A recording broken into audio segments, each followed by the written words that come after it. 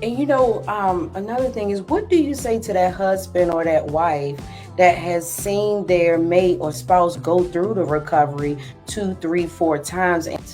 Well, yeah, and especially if the behavior keeps coming back. This is why having boundaries is so important.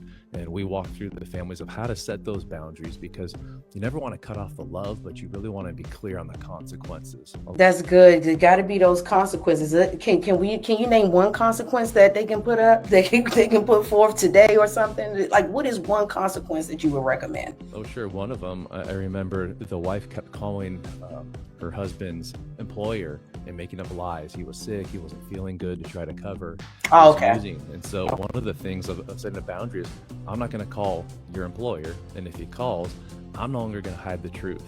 I'm going to say you drank too much or whatever it was, and then those are going to be your consequences. Right.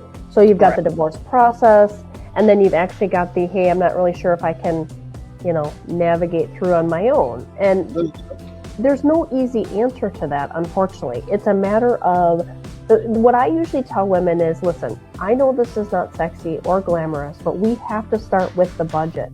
We've got to get a good handle on their current expenses. We got to look at the projected expenses, and then we need to try to figure out, okay, where's the income going to come from to account for those expenses? And the failure is part of the game. We really can't avoid it. Even some of the most successful people have failed, and miserably. So it's better to just kind of accept that that's going to happen. And the other part is to understand that, or to understand why we might fear failure or want to avoid it. It really comes down to pain.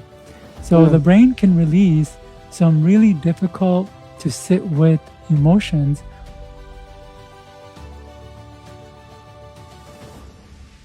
We can either get stuck in our emotions, or we can recognize them for what they are and know that we can replace our negative emotions with positive ones once we recognize that.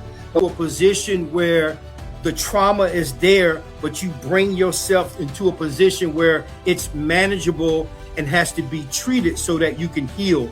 So I just knew that at some point I was either going to self-destruct, or I was going to try to find the avenues in which I could cultivate myself, bring myself into a position to be.